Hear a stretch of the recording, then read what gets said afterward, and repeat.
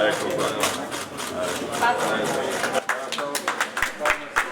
10 culle termiche in grado di ricreare l'ambiente all'interno della pancia della mamma per i piccoli nati prematuri. Un investimento da 1.200.000 euro per il reparto di patologia neonatale dell'ospedale di Campo San Piero, che quest'anno festeggia i 45 anni di attività. Di fatto è la prosecuzione della formazione del bambino all'interno dell'utero in un ambiente artificiale che gli consente la maggior parte delle caratteristiche, dalla temperatura alle condizioni ambientali. In più viene alimentato con cateteri che, tenete presente, o sondini, che sono poco più di un cappello. Le culle sono state inaugurate oggi nel reparto, che è centro di riferimento regionale per la terapia intensiva del neonato critico. Questo investimento è l'ennesima dimostrazione di quanto siano infondate le voci che ancora vengono fatte circolare su fantomatici ridimensionamenti di ospedali di rete come Campo San Piero, ha detto il presidente del Veneto Luca Zaia.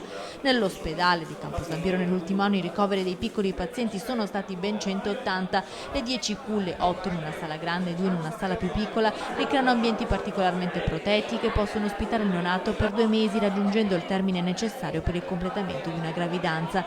Le pareti della sala sono state realizzate con ampie vetrate per consentire le visite ai familiari.